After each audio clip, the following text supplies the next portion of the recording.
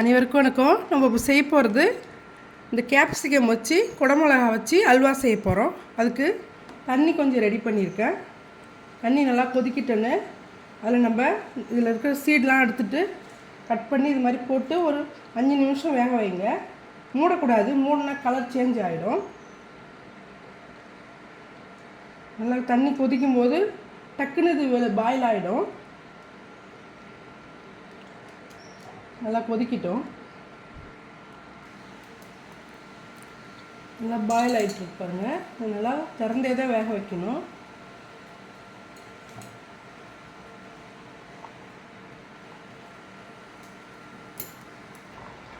பாருங்க நல்லா பாயில் ஆகிடுச்சு. குத்துனா நல்லா அமுங்குது. எடுத்து இப்போ நம்ம நல்லா ஆற வச்சுட்டு அதுக்கப்புறம் மிக்சியில் அரைச்சிட்டு அல்வா செய்யலாம். கடாய் வச்சுருக்கேன். கொஞ்சமாக நெய் போட்டுக்கலாம். ஒரு 2 ஸ்பூன் அளவுக்கு நெய் போட்டுட்டு நம்ம அரைச்சி வச்சுருக்கிற இந்த கேப்சிகம் நல்லா நெய்யிலே வதக்கணும்.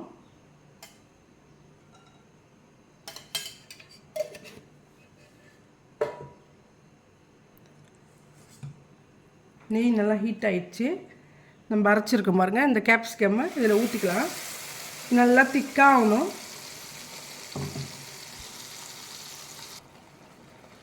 நல்லா கொதிச்சிட்ருக்கு பாருங்கள். இந்த டைமில்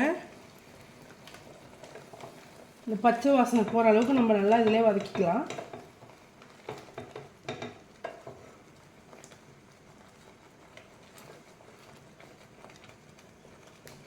நம்ம எந்த ஃபுட் கலரும் ஆட் பண்ண தேவையில்ல. இந்த கேப்சிகம் கலரே போதும். நல்லா க்ரீனாக இருக்குது. இந்த சீடெலாம் எடுத்துகிட்டு அதனுடைய காரம் போயிடும். சீடு நடுவில் இருக்கிற அந்த ஸ்டெம்மு எல்லாமே எடுத்துடணும். எடுத்துகிட்டு மேலே இருக்கிற இதை மட்டும் எடுத்துக்கணும், பீஸ் மட்டும்.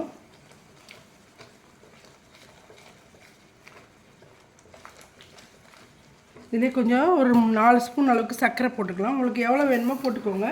நான் மீடியமாக போடுறேன்.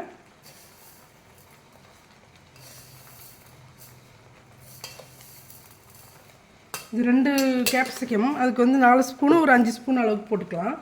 ஸ்வீட்னஸ் எவ்வளோ வேணுமோ நீங்கள் போட்டுக்கோங்க. இது நல்லா திக்காகட்டுன்னு கொஞ்சமாக நம்ம கார்ன்ஃப்ளவர் கரைச்சி போடலாம், கொஞ்சம் திக்னஸ்க்காக.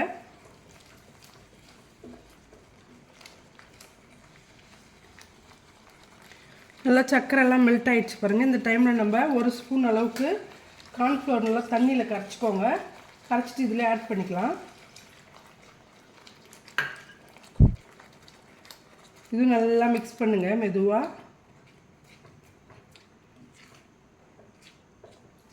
திக்னஸ் ஆகும். இது நம்ம கார்ன்ஃப்ளவர் 1 ஸ்பூன் அளவுக்கு போட்டு கரைச்சி ஊற்றினா இங்கே பாருங்கள் திக்காகிடுச்சு. நல்லா திக்னஸ் ஆகிடுச்சு பாருங்கள். இந்த டைமில் நம்ம முந்திரி பருப்பு கொஞ்சம் சாரப்பருப்பு வச்சுருக்கோம், அதையும் போட்டு நல்லா மிக்ஸ் பண்ணிக்கலாம். ஒரு ஏலக்காய் தட்டி போட்டுக்கலாம். எல்லாத்தையும் போட்டுட்டு நல்லா கிண்டிடுங்க. இன்னும் திக்காகட்டும்.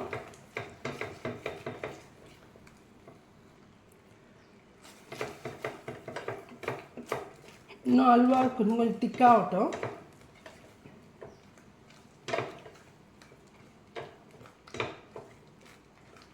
ஒரு 6 ஸ்பூன் அளவுக்கு தான் சர்க்கரை போட்டிருக்கேன்.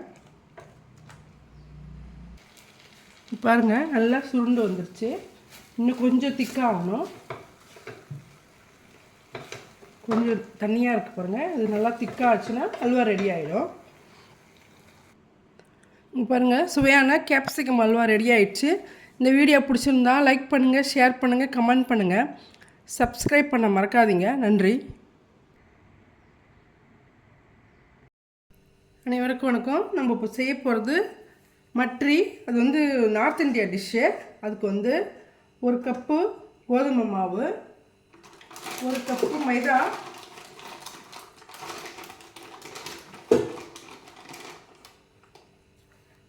1 கப் மைதா, 2 கப்பு போட்டாச்சு. இது நல்லா சலிச்சு எடுத்துக்கலாம்.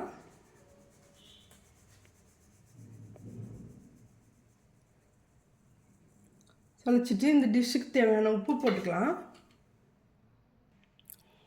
இந்த டிஷ்ஷுக்கு தேவையான உப்பு போட்டுக்கலாம். அதுக்கப்புறம் ஒரு அரை ஸ்பூன் அளவுக்கு மிளகு பொடி போட்டுக்கலாம். காரத்துக்கு கொஞ்சம் மிளகாத்தூள்,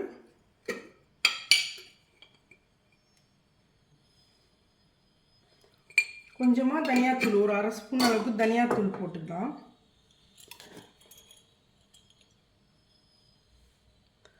போட்டுட்டு இது எல்லாத்தையும் நல்லா மிக்ஸ் பண்ணிக்கணும். நல்லா மிக்ஸ் பண்ணிடுங்க.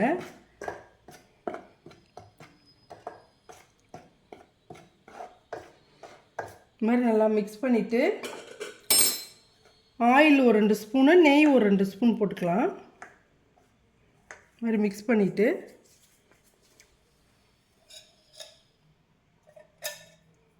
சின்ன ஸ்பூனாக இருந்தால் ஒரு 4 ஸ்பூன் போட்டுக்கோங்க. பெருசாக இருந்துச்சுன்னா ஒரு 2 போட்டுக்கோங்க. 4 ஸ்பூன் ஆயில் போட்டாச்சு. 2 அதே மாதிரி 4 ஸ்பூன் நெய் போட்டுக்கலாம்.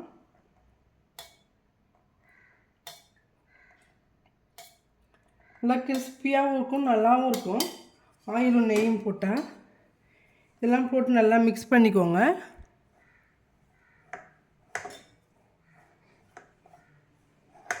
இது மாதிரி நல்லா மிக்ஸ் பண்ணிவிட்டு இதில் கொஞ்சம் ஓமம் போட்டுக்கலாம். நல்லா வாசனையாக இருக்கும் ஓமம் போட்டால்.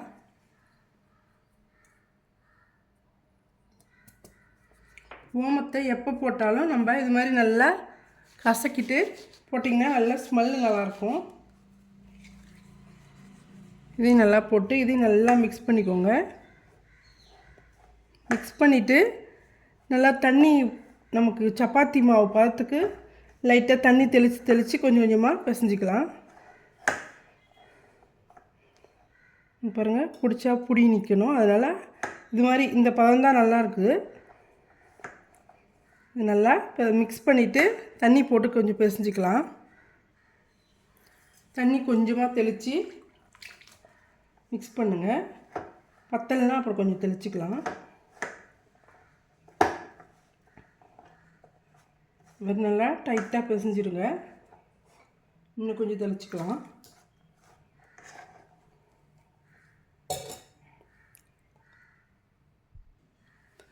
பாருங்கள், இந்த பதத்துக்கு நல்லா பிசைஞ்சிட்டு ஒரு 10 நிமிஷம் நல்லா ஊற வச்சுருங்க. மாவை ஊற வச்சுட்டா மாவை நல்லா இது மாதிரி பிசைஞ்சிட்டு ஒரு 10 நிமிஷம் ஊற வச்சுருங்க மூடிட்டு. இது மாதிரி ஒரு பவுல் எடுத்து வச்சுட்டு ஒரு 2 ஸ்பூன் மைதா போட்டு அது கூட ஆயிலாவது நெய்யாவது போட்டு இந்த மைதாவை ஒரு பேஸ்ட் மாதிரி ரெடி பண்ணிக்கோங்க. ஆயில் போட்டுக்கலாம். நம்ம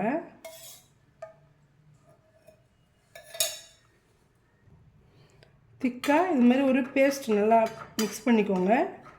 இதை வந்து நல்லா சப்பாத்தி மாவு மாதிரி திரட்டிட்டு அது மேலே இதை அப்ளை பண்ணிவிட்டு நம்ம ரோல் பண்ணி அப்புறம் கட் பண்ணி அதை ஃப்ரை பண்ணணும்.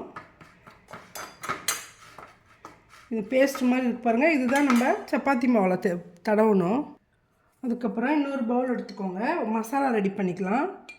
இந்த மசாலாவில் ஒரு அரை ஸ்பூன் அளவுக்கு மிளகாத்தூள், சாட் மசாலா ஒரு அரை ஸ்பூனு, பிளாக் சால்ட் இருக்கு பாருங்கள், அது ஒரு அரை ஸ்பூன் டேஸ்ட்டுக்காக போட்டு இதை மிக்ஸ் பண்ணி வச்சுக்கோங்க.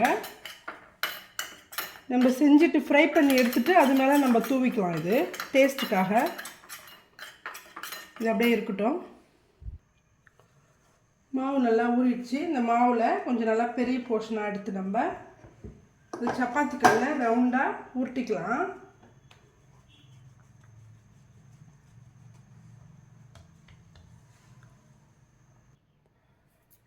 இது மாதிரி நம்ம சப்பாத்தி மாதிரி நல்லா ரோல் பண்ணிவிட்டு நம்ம கரைச்சி வச்சுருக்க இந்த மைதா ஆயில் இருக்குது பாருங்கள், அதை லைட்டாக இது மேலே தடவிடணும். எல்லா இடத்துலையும் படுற மாதிரி அதை தடவி விட்ருங்க.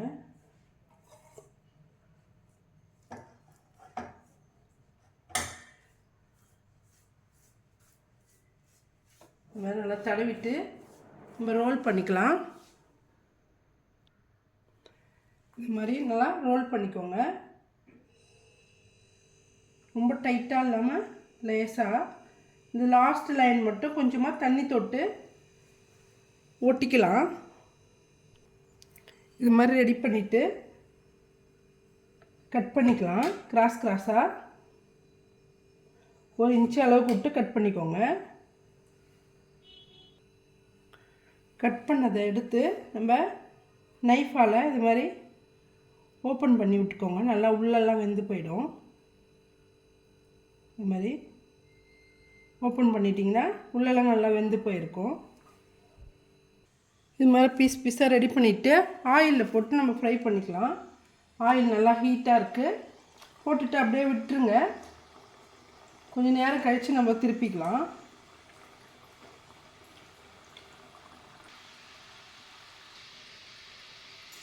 லைட்டாக கிண்டி விடுங்க.